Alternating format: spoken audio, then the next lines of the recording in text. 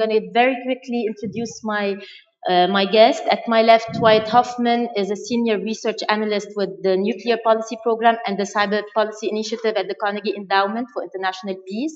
His research focuses on private sector cyber capabilities, emerging technologies, and the intersection of nuclear weapons and cybersecurity. Tomáš Valášek is the director of Carnegie Europe in Brussels, where his research focuses on security and defense, transatlantic relations, and Europe's eastern neighborhood. He previously served as the permanent representative of the Slovak Republic to NATO for 4 years. And Dr. Madeline Carr is an associate professor of international relations and cybersecurity at University College London. Her work focuses mostly on international security and emerging tech. Tomáš, I'm going to start with you. And if we look at artificial intelligence, cyber warfare has been there for a while. But if we look at the intersection of defense and technology, something you've worked on extensively, and we look at political developments over the last 5 years only, we have Brexit, we have modeling US elections. Are we at the stage where technology has become a serious threat to the Western democracy as we know it? Oh, yes and no. I mean, its role is often greatly overstated. I mean, it's true to the extent that in democracies, things work because a couple of things have to happen. We assume that good governance happens when voters make informed choices about their rulers and their policies, which presumes that the voters have access to fairly unvarnished information, that a free exchange of opinions and a good debate, healthy debate, robust political debate happens among the population. If all of that breaks down because people retreat into their information ghettos, silos, bubbles, whatever word you use, then of course democracy suffers. But equally, the idea that you often hear bandied around that Brexit or Donald Trump would have not have happened had it not been for Russian meddling greatly exaggerates, I think, the role. The reality is what the Russian interference does really is take advantage of existing schisms and tensions. In that sense, do you think that it has been exaggerated? The idea that the British people, for example, have been misinformed about what Brexit means. Has this been? There's no question that there was a deliberate attempt at spreading misinformation, lies, in order to favor one side, Brexit, over the other side, Remain. The question is, was this a decisive factor? Is this what swung the vote one way or another? And the answer is almost certainly not. Again, those who were spreading the lies, and there's a credible Russia link that's been documented, are not creating the tensions, the grievances that underpinned most of the, or that led to the Brexit vote. It wasn't the Russian government that have created the great economic inequalities within the society. It wasn't the Russian government that has created or has led to the sort of drumbeat of negative media coverage on the EU in Britain over the past 30 years, which has created a body of ill will and ill feeling in Britain towards the EU. What misinformation tries to do, and what it has effectively done on occasions, is to play up one narrative over another in an attempt to skew the election a little bit. But the idea that it's a decisive factor that has swung either Brexit or Trump strikes me as fanciful. There's also one other point to say.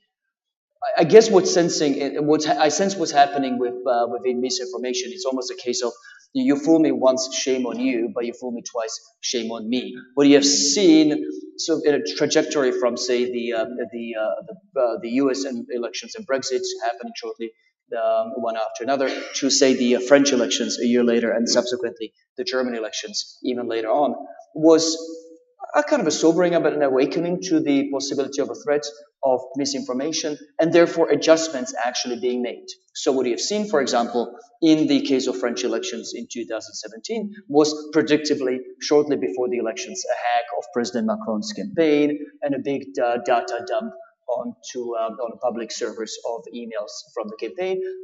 But unlike in 2016, in either the US elections with the NDC, the National Democratic Committee hack, this information wasn't then picked up and redistributed, blasted to the whole world by the mainstream media. There seems to have been almost a conscious decision that, we have seen this play before. We're being played, and we're not going to fall for it. Therefore, partly because of the French electoral law, but also because what appears to be a deliberate decision by the editors of the main French broadcasters and editors, that data dump wasn't rebroadcast to the entire French voting population by the main media. It would remain within a few file sharing platforms and within a few information bubbles, and therefore didn't have the impact. The point I'm making is we're not poor innocent victims, powerless victims when it comes to misinformation. The things we do, the way we act as governments and as particularly those in the media world as well, make a lot of difference into whether misinformation is effective or not. And we're getting smarter at this game.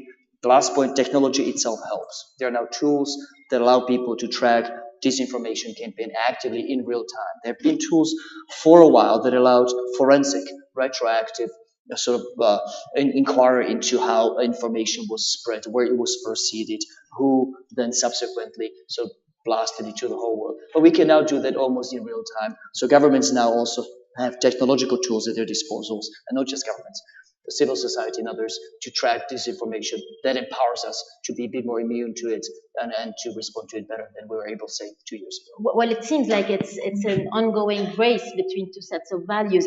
But Wyatt, I'm gonna take that to you. And if Cambridge Analytica, for example, showed us one thing, it showed us that not only on the receiving end we as users are being vulnerable, but also our own data, our most unimportant private information is being abused and is being meaningful in setting the outcomes of elections.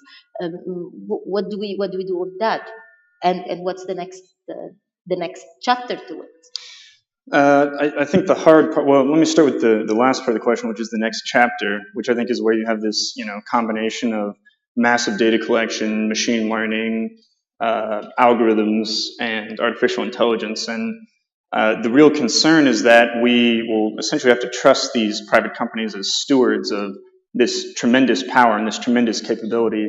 And we're making decisions to consciously do that. A lot of this is a deliberate decision to rely on these services, to treat them not as corporations that we're buying a service from, but as an integral part of our lives. And so I think it really does come down to individual choices and how we use these platforms. We know that data is valuable. We know that. It's not so. I think we're now realizing it's a learning process, and we now have a better understanding of of how data is valuable and what it's used for, and you're already seeing governments lean into this now with data localization, and they're now starting to pay more attention to the value of data, and I think consumers will start to as well, as we've seen these major incidents, as we've seen how data has been abused by companies. I would imagine that would lead to more informed decisions about what sort of products and services we're using. And to protect elections, to protect governmental institutions, to protect values, where do you draw the line? Where do you draw the line between what? Between data that is being between AI basically and the future of AI and the security of institutions. So this problem has to be sort of broken down into component parts. Part of this is a technical problem about the vulnerabilities that exist, the different ways that relatively unsophisticated, even cyber capabilities, can steal data, can harness it to sway public opinions. Part of this comes down to sort of the cognitive level and the way that people consume information and avoiding cognitive biases and that sort of thing. Where AI comes into play is at sort of all of these levels. It's all of the above. So AI will be used in cybersecurity. It will be used for both offensive and defensive purposes. It will be used to launch more highly tailored, more sophisticated spear phishing campaigns and things along those lines. It will also be used to learn and react to patterns of malicious behavior to improve defense.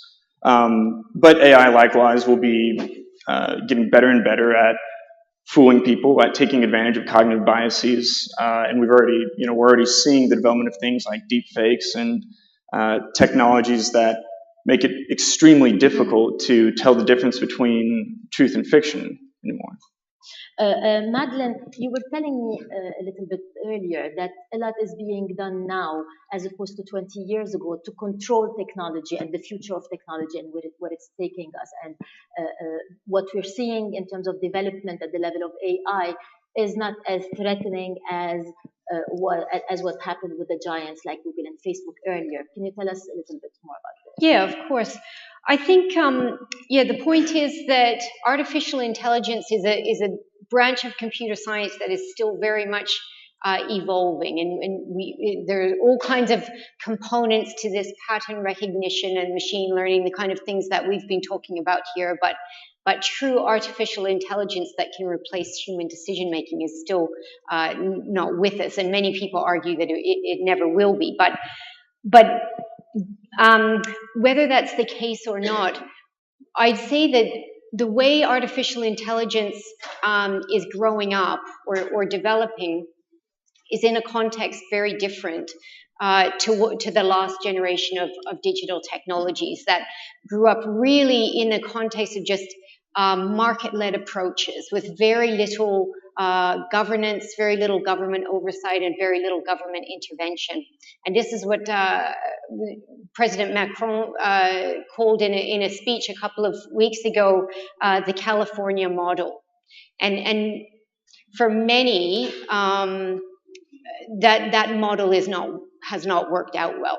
And so there's this growing recognition now that this completely market-led approach to governing digital technologies has not been adequate. And there's a increasing call for thinking very critically and carefully about the kind of socioeconomic and political implications of AI in particular. AI because it's expected to have this capacity to somehow replace human decision-making. There's a strong focus on ethics.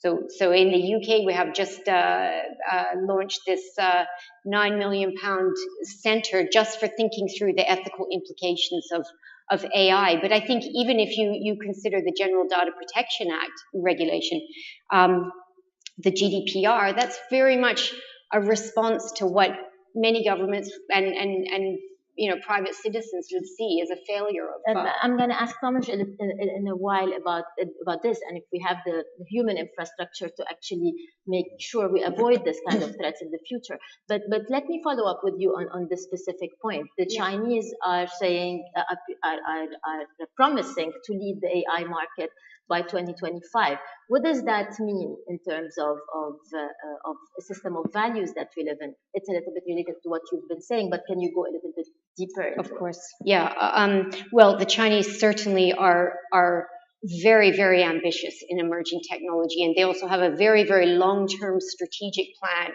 that they fund and that they adhere to, and they're leading in many technologies, and they expect to continue leading in them. What we know from past implementations of technology is that those that get out in front of emerging technology also are in a position to embed their own value systems within that. So within the way technologies are implemented, the way they're taken up, the way they're further developed, and the way they're governed. So there certainly should be some expectation that I would have the expectation that China will be in that position to further embed the values that they have in AI. Now, that to me says that it's very important to understand what China's ambitions and expectations are then, and to understand how they might coalesce with everyone else's or clash with them, because it is likely that they will have that power. And what impact would that have on the world order that we're living in, since this is the title of our session? I think the biggest concern, the biggest long-term concern, is that you increasingly have this zero-sum competition, this system-level competition. We have democratic and authoritarian states with entirely different approaches to AI and the protection of data and privacy and how they view these things. I think the Chinese have certain structural advantages in this. So they have tremendous access and collection abilities for the data in their country, partly because of the laws that they've passed recently on with data localization, partly because just the nature of their system gives them far more access to private companies and the data, and they're now exporting this model as well. And so you have other countries that are in which China is developing the entire media ecosystem, and they're no doubt going to benefit from the data that they can collect from that.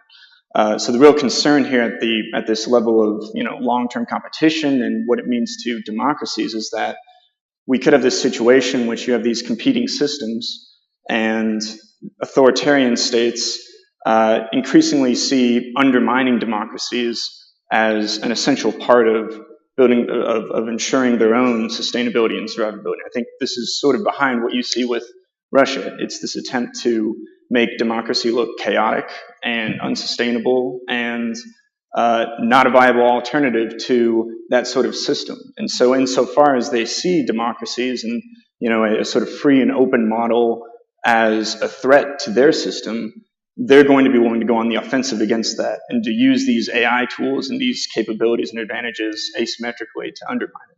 But it's working so far, and we see a sense of romanticizing violence and even murder in some cases in order to keep stability.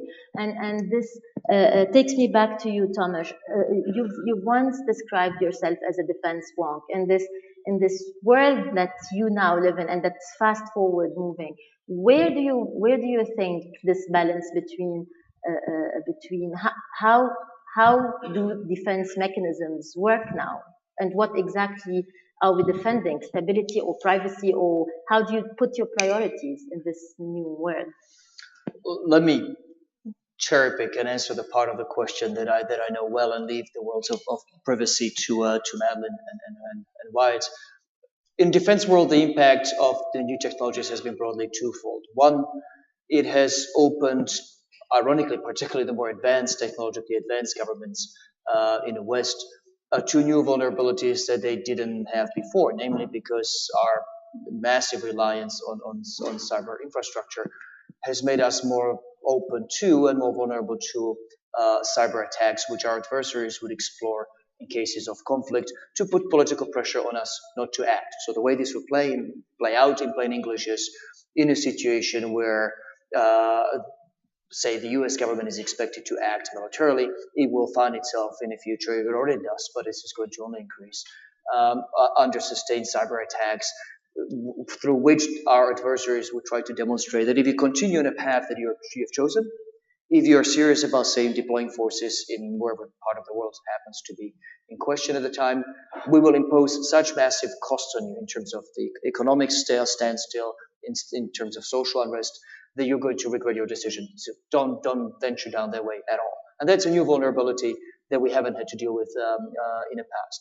Equally, the second way technology has affected the balance of powers in the defense world is by opening the prospect of automated warfare, which is actually going to have, ironically, kind of a twofold impact on balance of power. One, those governments who are going to be quicker to embrace the technology, assuming there isn't a worldwide ban to using it, which is still a possibility, and there is a movement at the UN and among a number of governments to make sure there is a ban to killer robots. But assuming that doesn't happen, those governments that will be first to feel the technology will gain an advantage over adversaries because of the speed at which warfare that is automated can unfold.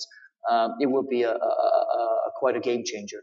But equally, ironically, and this isn't covered as much as it should be, the impact of automated warfare on particularly the Western militaries is going to be a bit of a double-edged sword, because Western governments, by and large, fight wars in either coalitions or alliances. I mean, the cases when any of the Western governments has used power in isolation alone are very few and far in between. But how do you, in a world of diplomacies, in a world of coalitions and alliances, cope with the fact that only one or two countries may have this technology and the others don't?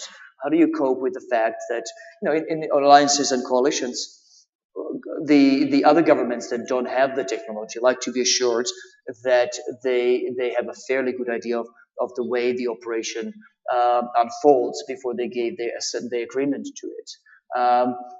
But if it's an automated operation, how does a military commander assure the politicians that he or she, the commander, knows exactly or roughly what is going to happen? How do you deal with the issue of continued political oversight in an alliance or in a coalition?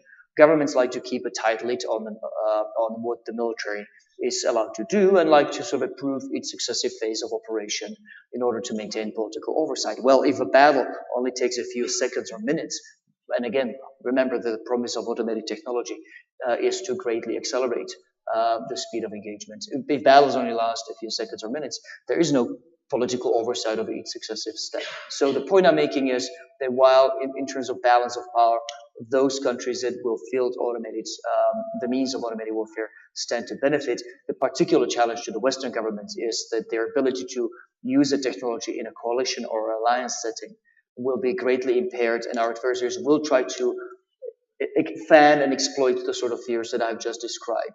The fear of, the military commanders don't know what's going to happen.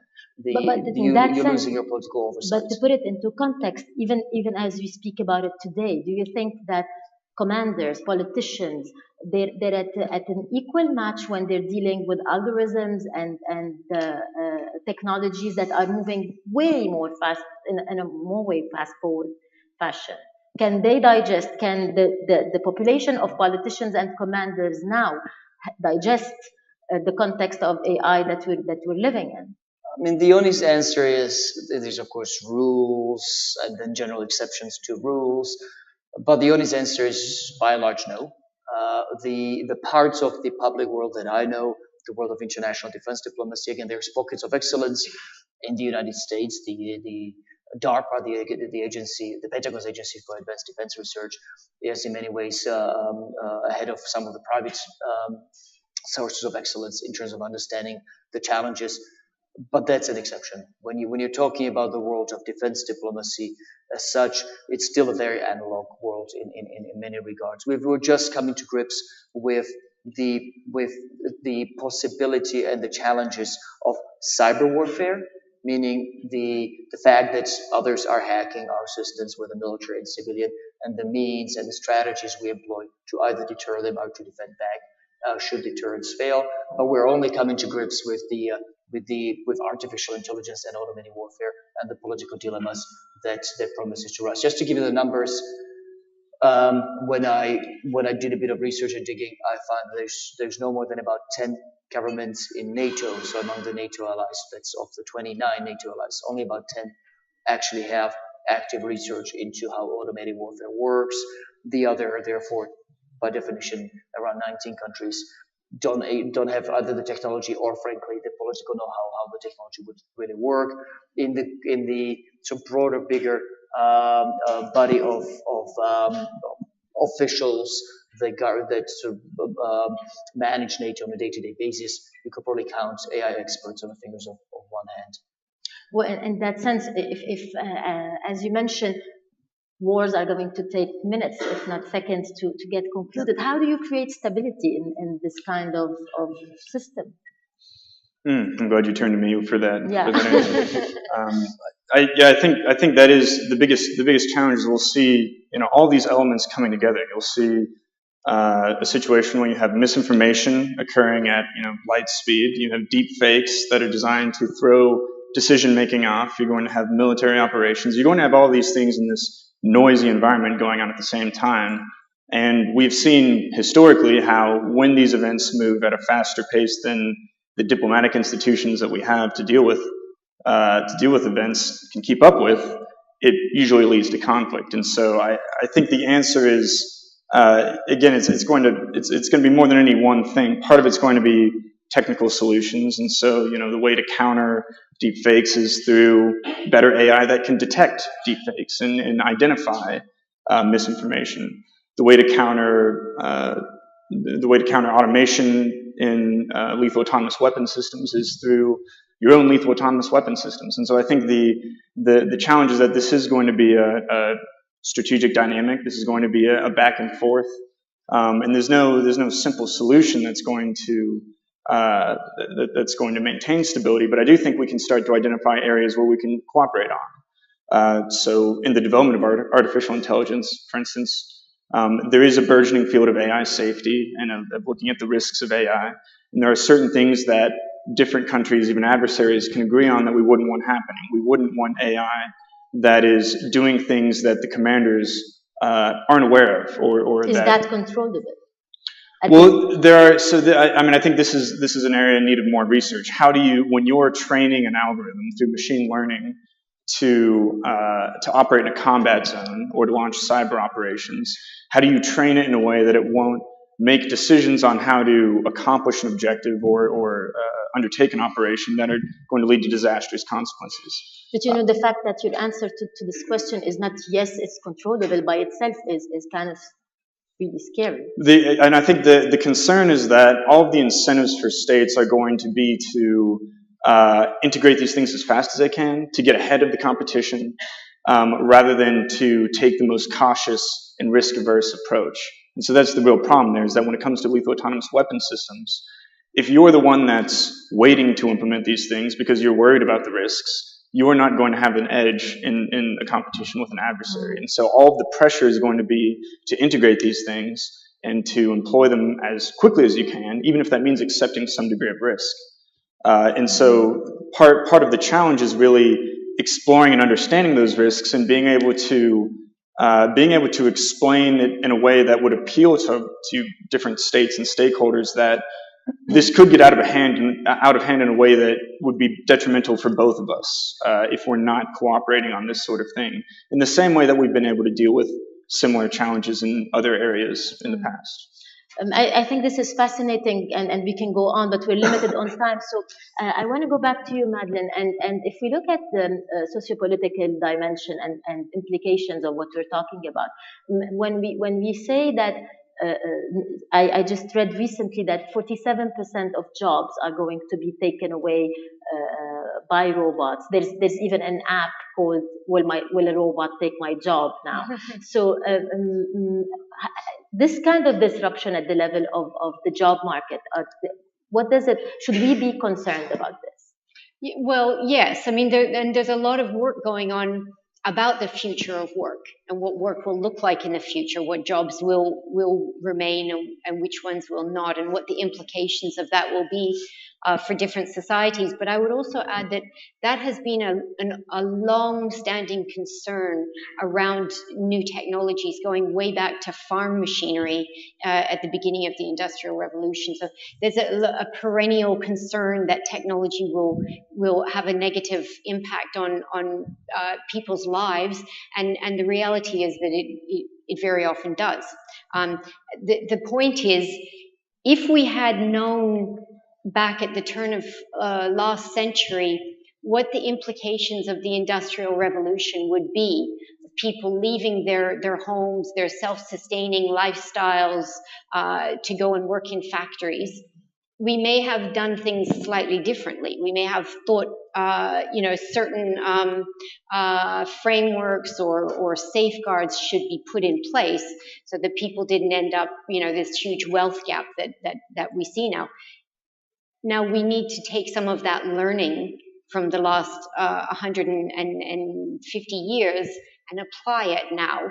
And that's what I think we do see, some governments doing, is thinking critically about how do we incorporate new technologies like artificial intelligence or the Internet of Things into our society in a way that benefits, because there are huge benefits to be had. But how do we do that in a way that maximizes the benefits and minimizes the negative implications of it? And that's where we need to be having some creative and innovative thinking, really. Tomáš, you want to add something? Yeah, really quickly on this, because Madeline is absolutely right to strike a note of caution on the numbers bandied around, the millions of jobs that will be lost. The reality is we don't know. In the past, the process of creative destruction has created, in the end, more jobs than before. There's those who argue, like a Carnegie distinguished scholar Moses Naim, that this revolution is different. The speed of change is too fast. That the number of jobs being destroyed is far outnumbers the number of jobs that are being created, and the number of jobs that are being created is are too technical for many people to be retrained. But even at the end of the day, even Carnegie scholars among themselves disagree. What strikes me, though, is that even the sort of optimists on this debate admit that there will be a net very net job loss, at least in the interim, unless we reskill people, unless we bring people up to the new skills and bring them up to speed on the new jobs that are being created. And that's where we're failing already. There's, by European Commission's estimates, 750,000, 750,000 jobs in the EU alone in the ICT sector that are not currently being filled. So the idea that, again, as people lose their jobs in, say, the southern portions of Europe, where youth unemployment is as high as 30-40%, that as they lose their jobs, they just move into these new ICT jobs. Clearly, that already isn't paying off. So we are right to worry in some ways about the future work, even in the near term, and about the impact of the changing nature of the workplace on our social benefit pension schemes. Because we talk about technological revolution as though it was happening in a vacuum. It isn't. The other things that are happening at the same time is, of course, the demographic revolution. You're looking at life expectancy growing 5.5 years, 5.5 years in the last 60 years alone between 2000 and 2016. And you're looking at about half the European populations being over age of 50 by 2030. So one way or another, you would be looking at severe pressure on social benefit systems, unemployment schemes, and pensions. And technological revolution is just one of the two factors, along with demography. Actually, three. Migration is the other thing. Yes. That is quite heavily testing our ability of the states to continue the pension schemes, unemployment benefits in their current form. I'm gonna give the floor to questions if anyone wants to ask questions before we. Good afternoon. This is Ghassan Boudiab from the Global Forum for Religions and Humanity. My question is very simple. When we're speaking about artificial intelligence, I'm concerned, just like any other personnel in the world, about the question of privacy. How can we deal between privacy and the issues of national security related to different countries in the world? Do you have any answer in that? Who would like to answer this? Well, I think part of it is understanding the problem, and I think the difficult challenge here is that when you have this competitive environment where we're trying, the U.S. and others are trying to keep up with China, the pressure is always going to be to get more data, and the pressure is always going to be to find ways that we can scoop it up rather than compartmentalizing it and segmenting it off. The real challenge is going to be for states that are in this position where they're forced to choose between this sort of balkanized world where they can choose the Chinese system or what they perceive as the American system. And in any event, they're going to end up trusting others with their data. And I think we have to deal with the reality that the private sector sort of builds and maintains this space. The options that we have are either to trust companies with our data or to try and trust governments to govern those companies that own our data. And really between those options, there's no easy answer to how we protect privacy.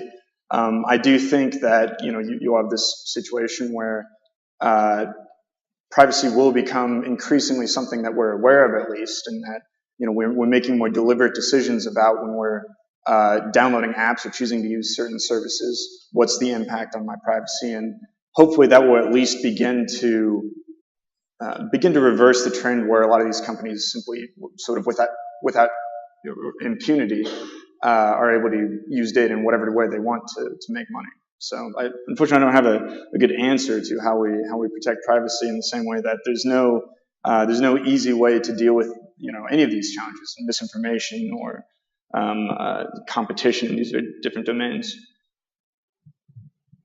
Sir. Thank you. Sanjeev Arora, Ambassador of India. Thanks a lot for this very informative presentation. Well, cybersecurity is emerging as increasingly a very serious challenge in international relations. There is a grave risk from non-state actors. There's also, in varying degrees, a risk from state actors, you see, because there are nation states that unfortunately are using it in a very overt way to promote their interests and to jeopardize the interests of other nation states. So I think, given this situation, and of course I hardly have to also emphasize the emerging linkages between what has been discussed and the more serious scourge to the international community, that is terrorism. So given this situation, I thought it would be of interest to know from the expert panel here, what is currently the level of international cooperation, whether under the aegis of the United Nations, other multilateral institutions at regional levels, or, not only involving governments, but also the corporate sector, technological experts, civic society, etc. And I hope others join by seizing on or focusing on the part of the exchange that I actually see and that I focus on. That's the cooperation among governments and particularly the defense ministries in how do you counter malicious cyber attacks meant to, again, limit your political options in case of conflict, the sort of attacks that I talked about earlier. And there, the cooperation, to say the least, leaves an awful lot to be desired. Even among some of the tightest historical allies, the Western allies, it took nearly 5 years or so to reach an agreement to simply exchange information at the official levels in the NATO alliance. What is it that the respective countries do in the offensive cyberspace? And just without going into too much depth, those who will follow the issues will understand that there's almost no effective cyber defense against these sort of attacks without the offensive cyber ability, without the ability to hack back and strike back at wherever the attack came from. That is a very specific skill that only few governments within, again, even among the community of tightest allies in the West possess. We're talking literally handfuls of countries, around a half a dozen. And even there, it took about 5 years to reach a modicum of understanding on what you would do among these 5 or 6 governments were the situation to arise that you need to use offensive counter-offensive cyber moves in a case of a conflict. The idea that you can bring all 29 allies on board around the same policy seems completely fanciful. So that's a very long way of saying in the world that I know well, the defense world, the international collaboration is incredibly slow to emerge, largely because of the massive differences between the skills levels of the various governments and the unwillingness to share information on what you actually are capable of with even the closest allies. Madeline, you wanted to add something to this? Yeah, I would just say there are a few kind of points of activity there. One is there has been for about the last 10 years a UN group of governmental experts that have been working on developing some proposed norms of responsible state behavior in cyberspace. And they have actually developed a list of these.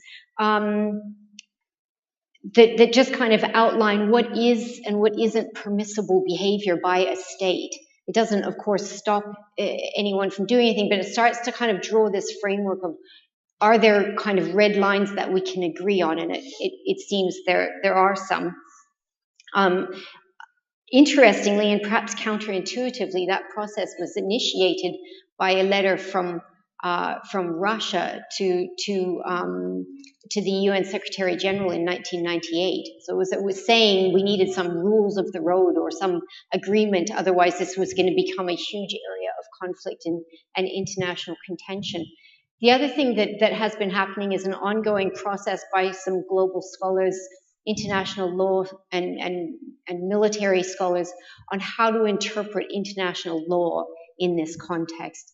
And there has been an agreement by states that international law does apply in cyberspace, but no one has yet been able to work out exactly how to apply it, because we cannot work out what constitutes, for example, the use of force in cyberspace or an armed attack. And so we're kind of stuck there. But yeah, there is some progress on that, or some movement anyway, let's say. Pernille Kardel, head of Unskol. My question follows up very much on what you've just been talking about. I'm wondering if I could ask you to elaborate a little for those of us who are then involved in prevention of conflict, and knowing that, as you've been talking about, that the nature of conflict is likely to change. How would you advise us to actually get to be prepared for the reality of tomorrow when we continue our efforts on prevention rather than just being stuck in what might have been yesterday's picture of conflicts?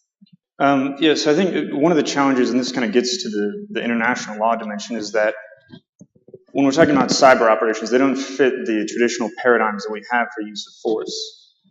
Most of an operation could take place over months, where a malicious actor is inside a network and they're planting malware and they're preparing an attack. And you get right up to the point where you press enter and deliver a weaponized payload, and that's when suddenly it becomes an attack. And so when you're talking about applying a principle like necessity and responding to a potential act, when we have Russians who are penetrating and probing the networks of nuclear power plants in a way that could, in theory, be used to launch an attack, when does that become a situation in which it justifies a response? And I think what you're seeing in the US and to a lesser extent in a number of countries is an attempt to navigate this space of low-level, incessant cyber conflict below the threshold of use of force. And so in the US, there's now this strategy of defend forward, which is basically saying that we're going to go out and we're not going to sit inside our networks and wait for an attack to materialize before we do something. We're actually going to go out and take down malicious actors' infrastructure when we see it preparing to launch an attack. And so I think what we'll see sort of over time are shifting norms that look something more like counterterrorism activities than traditional conventional military activities, in the sense that it's not going to be something where there's this clear distinction between war and peace, jus ad bello and jus in bello. And it's not going to be something where there are very clear thresholds that are crossed. It's going to be something that are much more difficult judgments of when's it necessary to intervene and how far do you go in intervening.